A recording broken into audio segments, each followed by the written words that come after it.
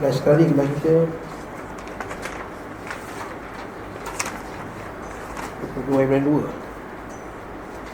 Yes. Last sekali kelas 22/2 Pusat 163. Itu masih lagi dalam hadis Ali bin Abi Talib, hadis perang Khaybar. Betul tak? Buku hijau 164 hari kita tak baca 164. Itu pada ucapan Ali, ucapan Nabi SAW, Aina Ali bin Abi Talib, Aina Ali bin Abi Talib, di manakah Ali bin Abi Talib? Aina Ali bin Abi Talib?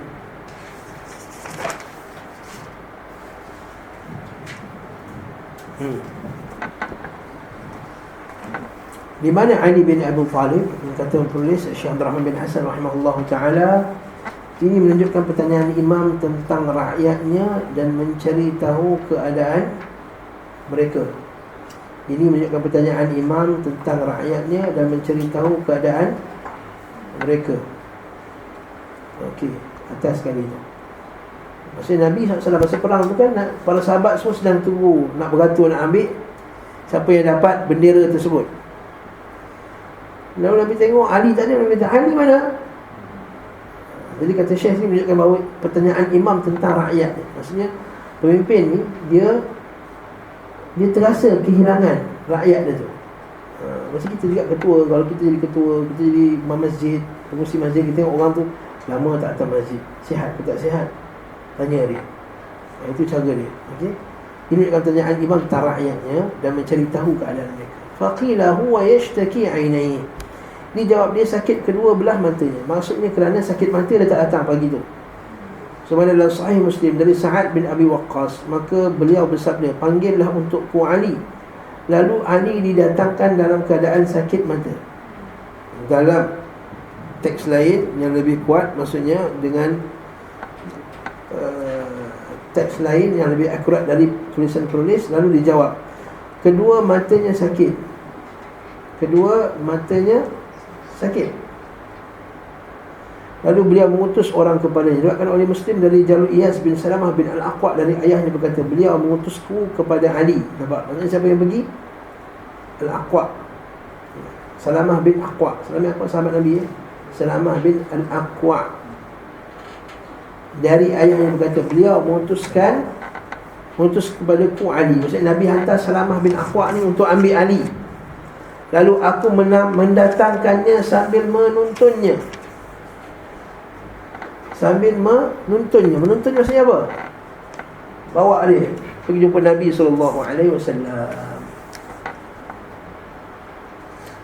Muka surat 164. Boleh haji dapat. Fabasaqa fi ainaihi, maka Nabi pun ludah pada kedua matanya dengan ludah yang mulia Rasulullah SAW. Bukan ludah Tok Guru, bukan ludah orang lain. Kita tu ustaz. Dari ustaz dia bid'ah. Dia cakap dengan Syekh, bangga dia cerita kat orang selama. Ya Syekh, aku mau sebahagian daripada tubuhmu dalam badanku. Tu Syekh kata, buka lah mulutmu. Saya pun buka. Syekh pun sudah. Malaysia. Ustaz tu Malaysia. Kuburi. Kuburiyun. Ustaz Nazrul Nasir dia ustaz. Saya Syekh, aku mau sebahagian tubuhmu dalam badanku. Saya pun buka mulut. Dia pun tung, dia kata. Saya pakai ayat dia, tung, masuk dalam mulut saya. Dia cerita dalam keadaan bangga lah. Badan Syekh ni ada sebahagian dalam badan dia. Subhanallah. Ini Ali Abu Bakar Siddiq pun tak ada siapa ambil. Ali Umar Khattab pun tak ada siapa ambil. Ali Uthman, Ali Allahu Akbar. Ini Ali Rasulullah SAW. Coronavirus pun takkan ada punya. Ali Rasulullah SAW tak hidup. Ada pun zaman sekarang. Fabasaqa fi ainaihi wa da'alahu fabara'a. Ini juga bahawa dan maksudnya dan berdoa untuknya ketika itu dia sembuh. Maksudnya sembuh seketika dengan sempurna, seakan-akan tidak pernah terkena penyakit dan penglihatan lemah. Menurut At-Tabrani dari hadis, lalu aku tidak merasakan sakit mata dan juga tidak pusing sejak Rasulullah SAW menyerahkan bendera kepadaku. Tak rasa pening-pening lagi lepas tu.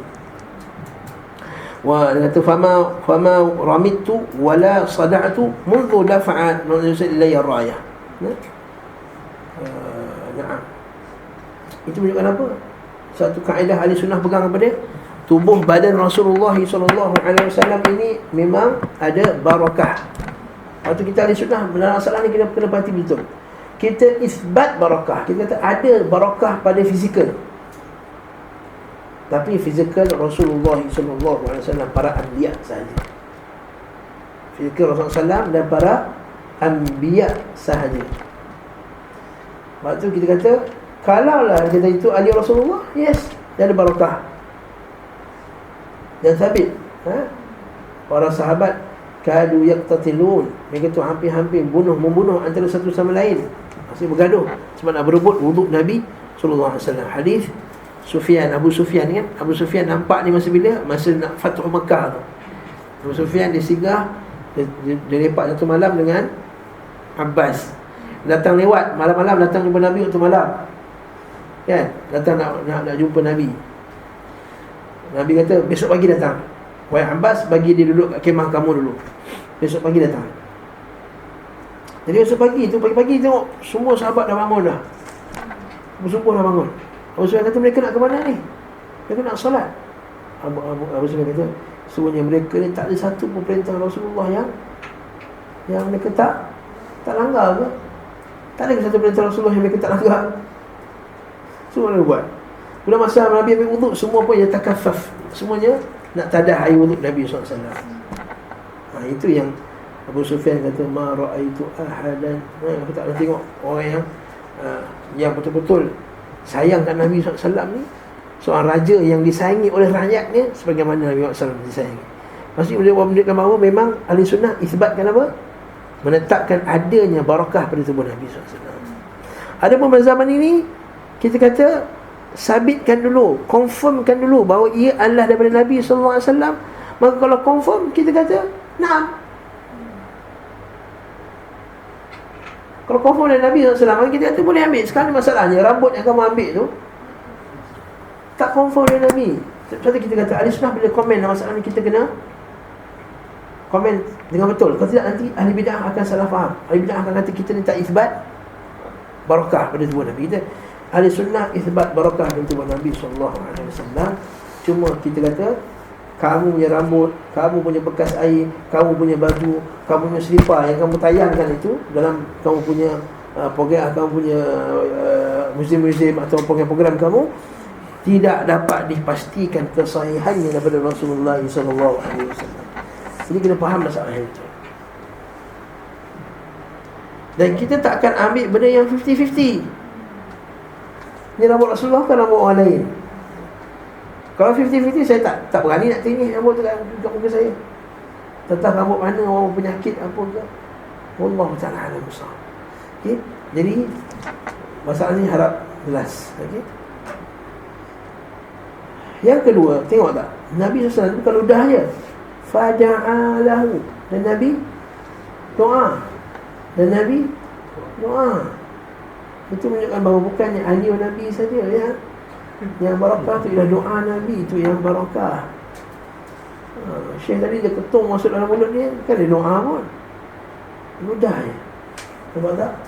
Menunjukkan bahawa doa tu, ludah tu hanyalah sebab dia. Sebab yang sebenarnya buat doa juga sebab ludah tu dia punya wasilah dia, jalan ni. Fa'atahu ar-rayah. Dia sambung Rasulullah SAW pun ini menunjukkan tentang syahadatain, dua syahadah, iaitu syahadah la ilaha illallah wa anna Muhammadan Rasulullah. Itu dalil syahadah, maksud dalil kenabian Nabi sallallahu alaihi wasallam. Fa'atahu ar-rayah, lalu Rasulullah menyerahkan kepadanya bendera. Beliau berkata ini menunjukkan adanya iman kepada qadar. Cantik. Kerana bendera diberikan kepada orang yang tidak berantusias, maksudnya orang yang tak yang apa?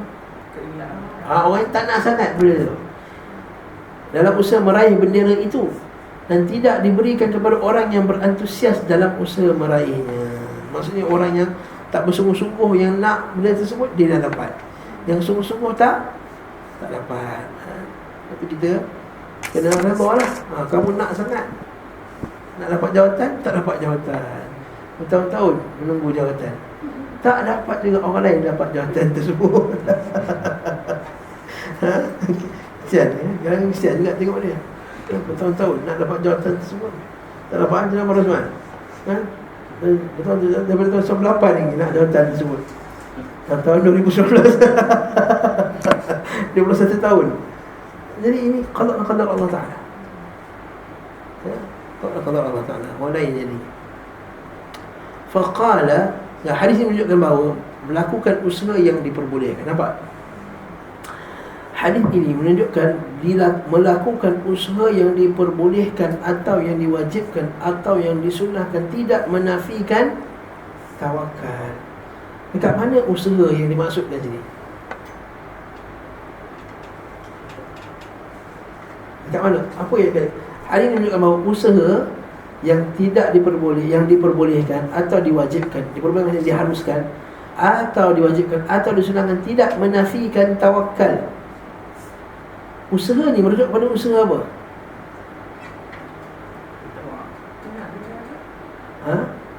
Apa ni tuan-tuan berapa cakap? Apa ni? Jangan takut. Apa ni? Usaha apa ni? Doa. Baru kata doa ni kan? Lagi? Apa ni? Apa ni? Ludah.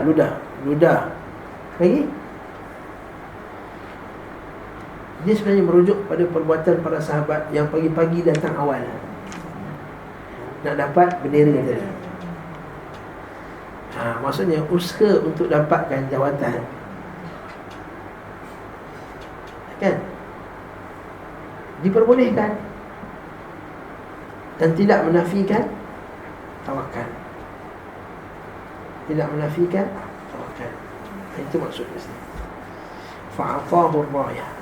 Jadi para sahabat bangun tak pagi-pagi, kan dia pun dalam hadis tersebut, mereka pagi-pagi lagi dah keluar dah dan berharap nak dapat. Jadi itu maksudnya usaha tadi tak salah. Usaha tadi tak salah. Nah. Faqal unfudh ala rislik, melangkahlah ke depan dengan tenang. Maksudnya berangkatlah dengan tenang. Maksudnya berangkatlah gimana? Pergi serang orang Yahudi tadi dengan tenang. Dari bahawa dalam Islam perang tu bukan fawda, bukan kelang kabut. Nampak tak? Satu, peperangan jihad dalam Islam ada perintah, ada ketua yang bagi perintah. Nampak dia kata unfudh, laksanakan. Satu. Yang kedua, perang dalam Islam ialah perang yang tidak tergesa-gesa, kelam kabut, yang setiap orang nak buat apa yang dia nak buat. Bukan.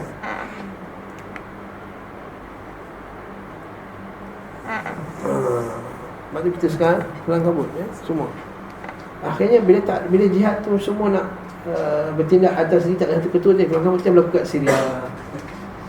Allahul musta'an. Betul, peperangan dalam Islam mesti ada ketua. Jadi kalau orang kata saya nak berjihad dekat Syria, tanya dulu, kamu nak, siapa ketua kamu? Siapa pimpinan tentera kamu? Ada sebagian pemuda-pemuda yang pergi Syria, dia tak tahu dia ikut siapa pun sebenarnya. Ramai yang sahabat-sahabat kita yang cerita berkenaan dekat sana, pemuda-pemuda yang telah ditipu pergi ke Syria, orang nak berjihad, rupanya dia masuk kumpulan-kumpulan yang tak betul pun. Jadi itu kan jihad, itu fawda. Fawda maksudnya apa? Kelam kabut. Maksudnya jihad mesti datang dari pemerintah yang jelas. Ada turun, ada naik, ada ke depan, ada ke belakang, ada berundur, ada serang. Kalau tak ada arahan yang jelas, setiap orang anarki je, buat macam tu, jaga macam tu je, itu bukan jihad dalam Islam. Jihad dalam Islam. Begitu juga faedahnya bagi kita zaman sekarang, dalam kita ahli sunnah, nak melakukan serangan kepada ahli bid'ah juga kena ada strategi. Jangan main bantai. Itu yang jadi fawda. Okey. Unfus ala rislik bisahatihim, sampai ke tempat mereka. Maksudnya sampai dia punya luar tembok mereka. Maksudnya belahan bumi mereka dan sekitarnya. Ini menunjukkan tata krama, tata cara pada saat berperang.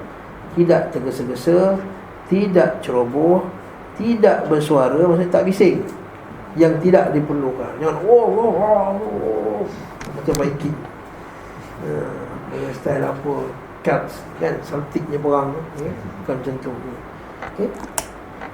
Juga hadis tersebut menunjukkan bahawa imam memerintah pegawainya agar berlaku lemah lembut tanpa adanya kelemahan dan tidak juga patah semangat. Lemah lembut tanpa lemah.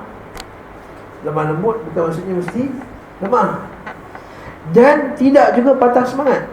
Jangan lemah-lemah, patah semangat. Sebab apa? Nabi kata hatta tanzila bisahatihim, sampai kamu sampai dekat betul-betul dekat tempat dia orang punya tembok. Maksudnya bukan penakut. Lemah lembut bukan penakut. Sebenarnya disyaratkan oleh Nabi hatta tanzila bisahatihim, sampai kamu sehingga kamu sampai di negeri mereka. Thumma du'uhum ila al-Islam, kena ajaklah mereka kepada Islam. Maksudnya merupakan pengertian syahadatu an la ilaha illallah Muhammadur Rasulullah. Islam tu apa dia? Syahadatu an la ilaha illallah Muhammadur Rasulullah.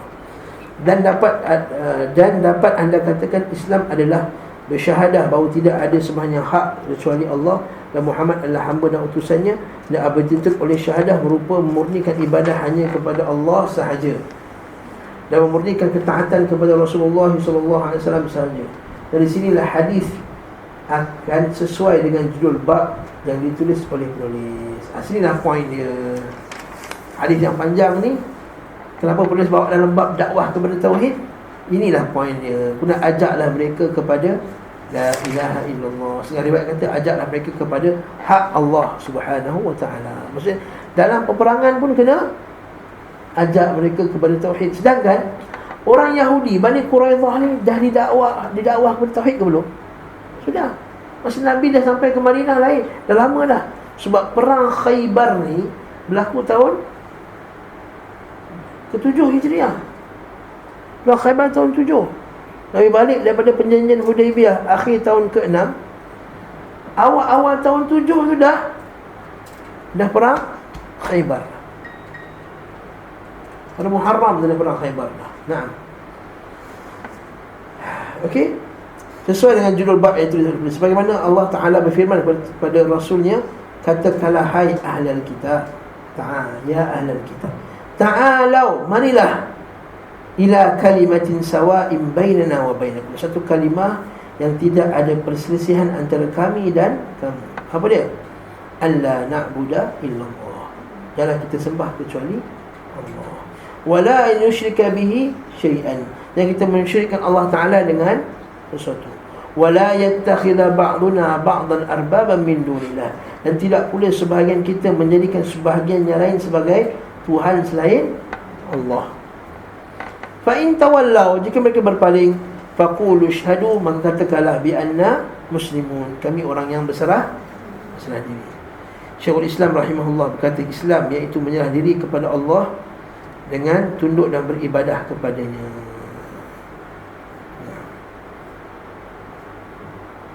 Begitulah ahli bahasa kata berkata. Dia berkata, agama Islam yang merupakan agama yang diridai Allah dan diutusnya para rasul itu adalah Islam itu apa? Menyerah diri kepadanya sahaja, dasarnya dalam hati, tunjuk kepadanya dengan beribadah kepadanya sahaja tanpa selainnya.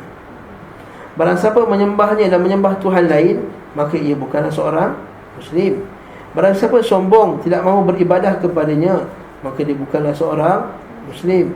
Pada intinya Islam termasuk bab amali yang dipraktikkan, amal hati dan anggota badan.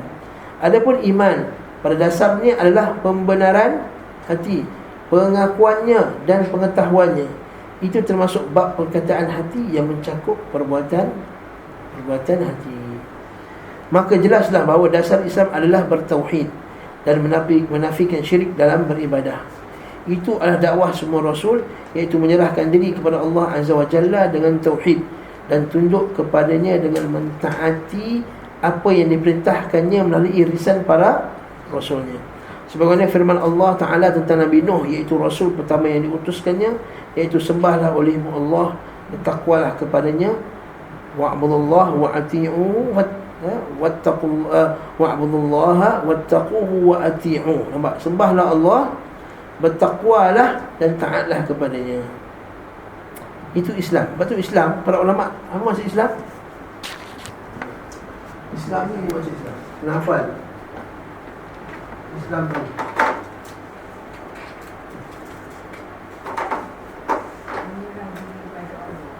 Nyerah diri kepada Allah dengan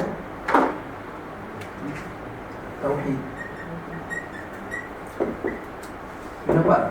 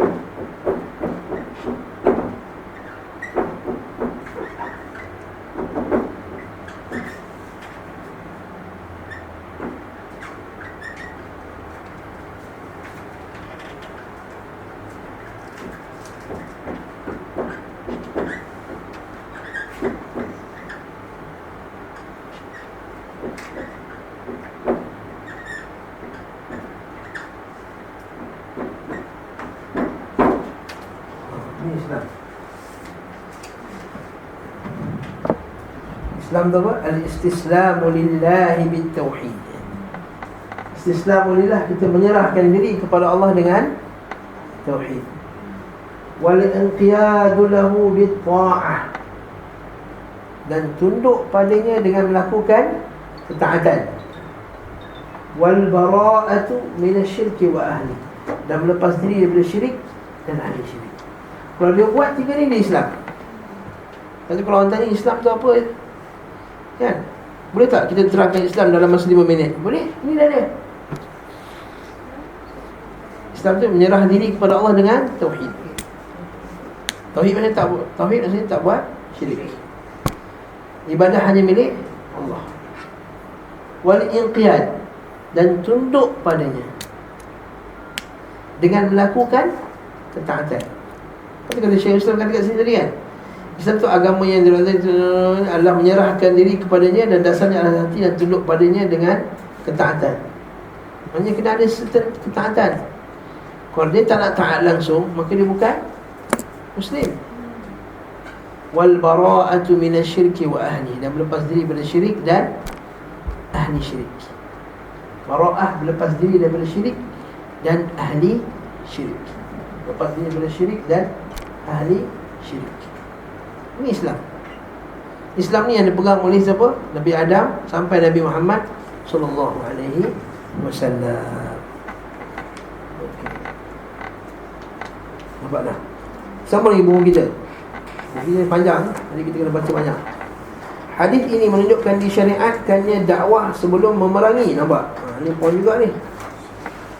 Akan tetapi jika telah sampai dakwah kepada mereka sebelumnya, maka diperbolehkan memerangi mereka secara langsung.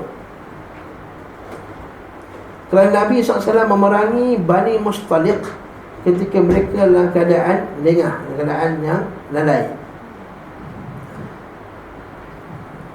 Okey, maksudnya macam ni. Kalau orang tu dah kena dakwah, adakah kita kena serang terus? Boleh dakwah dulu.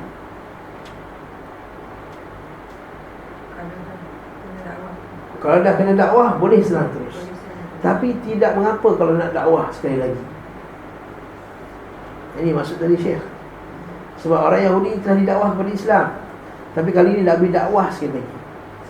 Kerana apa dia? Kerana ada peluang lagi untuk dakwah. Ada Bani Mustaliq, memang diorang ni sedang melakukan serangan kepada orang Islam. Maksud Bani Mustaliq memang dah tengah berkumpul nak serang.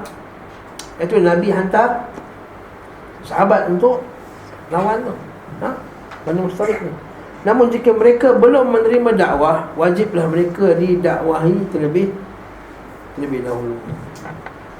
Okey, habiskan sekali lagi. Wa akhbirhum bima yajibu alaihi min haqqillah ta'ala fi, dan sampaikanlah kepada mereka hak Allah Ta'ala dalam Islam yang wajib mereka laksanakan, iaitu memeluk Islam. Jika mereka telah menerima kamu dengan masuk Islam, Maka sampaikanlah hak-hak Islam yang harus mereka kerjakan, seperti salat, zakat. Sebenarnya dalam hadis Abu Hurairah, fa idza fa'alu dzalik faqad mana'u minni dima'ahum wa amwalahum illa bihaqqiha. Jika mereka telah menjalankan itu, maka mereka telah menjaga darah dan harta mereka kecuali dengan haknya. Kita baca maksud dalam bawah. Tak kala Umar berkata kepada Abu Bakar As-Siddiq ketika hendak memerangi orang-orang yang menolak bayar zakat, yang ini lepas Rasulullah dah wafat, bagaimana kamu memerangi manusia sedangkan Rasulullah SAW telah bersabda, aku disuruh mereka memerangi manusia hingga mereka mengucapkan la ilaha illallah. Jika mereka telah mengucapkannya, maka mereka telah menjaga darah dan hartanya dariku kecuali dengan haknya. Faham tak isu ini? Zaman Abu Bakar As-Siddiq, ada orang tak nak bayar zakat, mereka menolak hukum zakat. Dan kita semua tahu, kalau apa hukum orang menolak zakat? Islam kafir. Kafir. Tolak zakat kafir. Tak nak bayar zakat, isu lain. Tolak hukum zakat, kafir. Jadi Abu Bakar As-Siddiq nak serang Umar, kata, tapi Rasulullah kan, tapi dia pun kan mengucap. Kan Nabi kata, siapa mengucap la ilaha illallah darahnya terpelihara. Sebab masa tu Umar tak terfikir bahawa mereka menentang membayar zakat. Mereka bukan tak bayar zakat semata-mata, mereka menentang membayar zakat. Abu Bakar berkata, kerana zakat adalah hak harta. Demi Allah, seandainya mereka menolak, nampak tak kata tu? Menolak lain dengan tak membayar. Menolak maksudnya enggan, maksudnya kufur. Menolak membayarkan zakat anak kambing kepadaku yang mereka dahulu mereka bayarkan kepada Rasulullah SAW, tentu aku akan memerangi mereka kerana penolakan mereka tersebut. Faham tak? Kenapa bakal perang mereka? Sebab mereka menolak hukum zakat.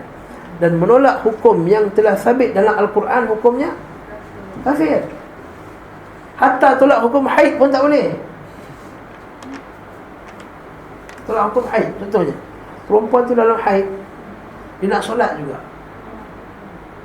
Jadi kata guru kami, dia nak bagi contoh betapa tolak hukum Allah ni kafir, walaupun dia nak buat benda yang betul. Apa hukum perempuan haid solat? Haram, tak boleh. Jadi kalau dia enggan, dia tak dalam Al-Quran dengan hadis, dia tak boleh solat. Perlu dia apa? Al-Quran dengan hadis, tak nak solat juga. Kafir tak? Kafir. Walaupun contoh tu pelik lah sebenarnya kan. Kita nak tunjuk betapa teruknya hukum menolak hukum Allah, hatta dia menolak untuk mendirikan solat sekalipun. Orang haid pun jatuh kufur, yang dia enggan dengan hukum ini. Itu sebab Abu Bakar As-Siddiq serang orang tak bayar zakat. Hadis ini menunjukkan bahawa imam mengutus para da'i penyeru kepada Allah sebagaimana yang dilakukan oleh Nabi Muhammad SAW dan Khulafa Ar-Rashidun. Seperti yang dinyatakan dalam Al-Musnad dari Umar Al-Khattab radhiyallahu anhu, bahawa dia berkata dalam khutbahnya, ingatlah sungguhnya aku demi Allah tidak mengutus pegawaiku kepadamu supaya mereka memukul orang-orangmu dan supaya mengambil hartamu, akan tetapi aku mengutus mereka kepadamu supaya mereka mengajarkan kamu agama dan sunnahmu. Yang ni pemerintah punya tugas nombor 1 sebenarnya.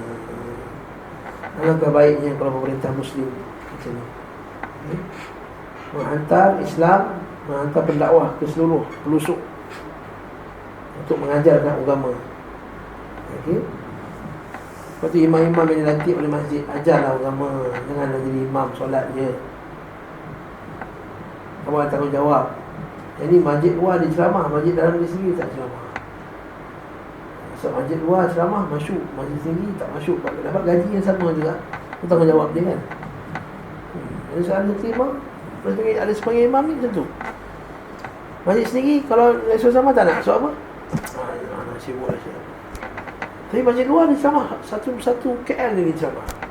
So masjid luar dia dapat elam lain, masjid sendiri dia tak dapat elam, masjid dia sendiri. Tak nak tulis lah elan bagi ceramah. Jadi ini benda yang tak sepatutnya berlaku. Allahul musta'an. Ini kerajaan dah hantar dah imam-imam ni sebenarnya untuk ajarkan agama. Patutnya mereka ajar. Tapi malangnya sebahagiannya yalah, sebab dia tak mampu, ataupun tak sunnah? Kalau dia tak mampu mengajar, tak ada ilmu yang cukup, ya, dia baru graduate, lepas tu jadi imam, tak cukup lagi ilmu untuk mengajar, bahkan baca khutbah pun tak betul lagi, nak solat, nak baca doa kunut nazilah pun tak erti. Itu masalahnya. Syekh, kenapa tak buat kunut nazilah ni? Tapi kalau sembahyang hajat, rajin. Kalau sembahyang hajat tak payah baca kunut nazilah. Jadi dia pun sembahyang hajat. Sembahyang hajat pun orang kata, anak tak hafal lah syekh. Ya syekh, kunut nazilah bukannya panjang, kau kena baca. Bukannya sampai 100 ayat. Baca Allahumma ya munzilal kitab wa ya mujriyas sahab ihzimhum. Allahumma rfa'anna al-bala, ya Allah angkatlah daripada kami bala, ya Allah. Allahumma jannibna al-fitan, jauhkanlah kami dari fitan. Allahumma hafazna min virus corona, ya Allah lindungilah kami dari virus corona. Pendek je doa ni, bukan nak kena baca doa banyak-banyak. Ni pun tak nak juga buat dengan berbagai alasan sebab tak hafal. Pendek. Mereka dengan solat gerhana satu masjid tu juga. Kira tak buat solat gerhana ni, tak hafal lah. Tak hafal pas kat orang lain. Tapi tak nak pula malu pas kat orang lain, sebab nanti malu nampak dia tak pandai. Ini yang berlakunya dilema sekarang di masjid sekarang. Allahu musta'an. Wallah la an yahdi Allah bika rajulan wahidan khairun laka min umur na'am. Demi Allah, bila Allah memberikan petunjuk satu orang lewat dirimu, bagus ni.